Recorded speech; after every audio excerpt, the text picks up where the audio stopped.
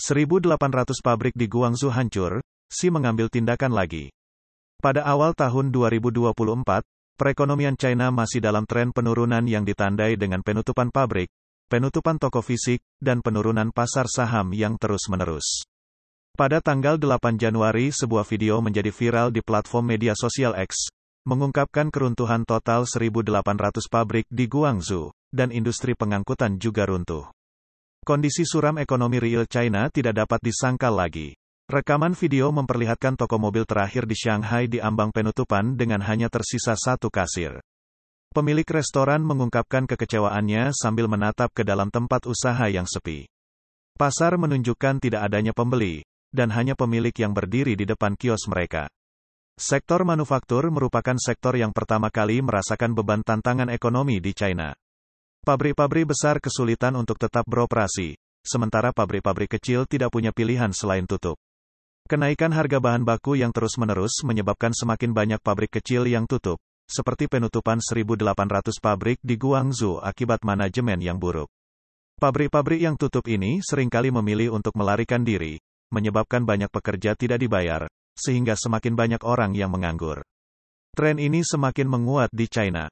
Berdasarkan kondisi ini, sektor pertama yang terkena dampak penutupan pabrik adalah industri pengangkutan, di mana banyak pengemudi truk kehilangan kendaraannya karena tidak membayar cicilan bulanan, sehingga truk mereka disita oleh perusahaan keuangan. Tempat parkir sekarang penuh dengan truk. Hal ini menunjukkan betapa suramnya situasi di industri pengangkutan. Pada malam tahun baru, Partai Komunis China merilis data manufaktur yang menimbulkan kekhawatiran di pasar. Data menunjukkan aktivitas pabrik pada bulan sebelumnya sempat mencapai titik terendah dalam 6 bulan terakhir.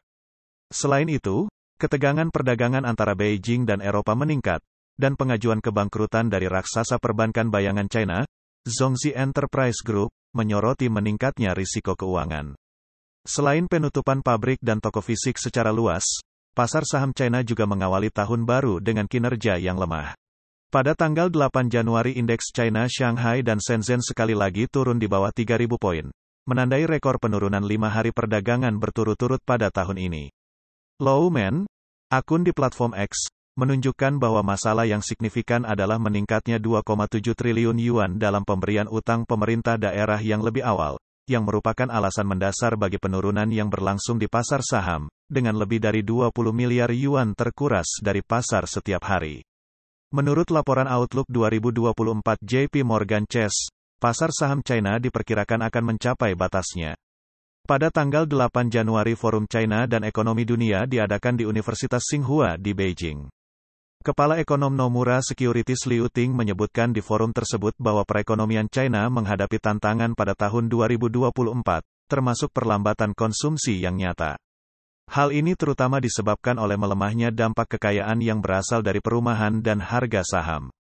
Liu Ting menunjukkan bahwa pasar real estate China saat ini mengalami stagnasi, dan perdagangan luar negeri mengalami penurunan.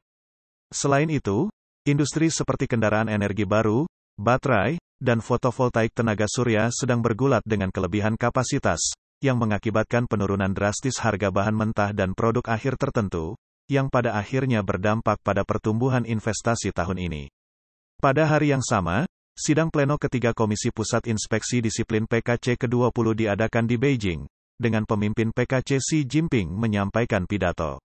Xi Jinping menekankan bahwa upaya anti-korupsi PKC pada dekade terakhir telah sangat berhasil dan terkonsolidasi secara menyeluruh. Namun demikian, dalam menghadapi situasi yang suram dan kompleks, pemberantasan korupsi harus tetap teguh, tegas, dan tanpa keringanan hukuman. Fokus utama pada fase berikutnya dari upaya anti-korupsi adalah memberikan sanksi tegas terhadap kolusi antara politik dan bisnis, serta menindak korupsi skala kecil. Beberapa pengamat percaya bahwa pernyataan terbaru dari kepemimpinan PKC menunjukkan bahwa langkah-langkah anti-korupsi yang akan datang akan tanpa ampun dan tidak akan dilonggarkan karena penurunan ekonomi saat ini. Pada tahun sebelumnya, Komisi Pengawas Nasional bekerja sama dengan Komite Sentral PKC untuk pertama kalinya memperkenalkan Rencana Kerja Kelompok Koordinasi Anti Korupsi Pusat 2023 hingga 2027 untuk pertama kalinya. Rencana ini menyerukan perluasan ruang lingkup dan kedalaman kampanye anti korupsi secara terus-menerus, yang melibatkan peningkatan investigasi terhadap kasus-kasus di berbagai sektor seperti keuangan, BUMN, layanan kesehatan, pengadaan dan penjualan pangan, revitalisasi pedesaan, tembakau, olahraga, dan korupsi. Statistik, dan pada saat yang sama juga melakukan upaya perbaikan yang ditargetkan di bidang-bidang yang memiliki masalah korupsi yang spesifik pada industri, sistem, atau regional untuk secara efektif mencegah dan mengatasi risiko sistemik. Menanggapi situasi tersebut, penulis China dan komentator independen Cai Qingquan menyatakan dalam sebuah postingan di platform X bahwa upaya anti-korupsi yang mencolok ini semakin memperburuk tantangan yang dihadapi oleh ekonomi China yang sedang kesulitan. Di awal tahun 2024, perekonomian China seharusnya sudah berakhir.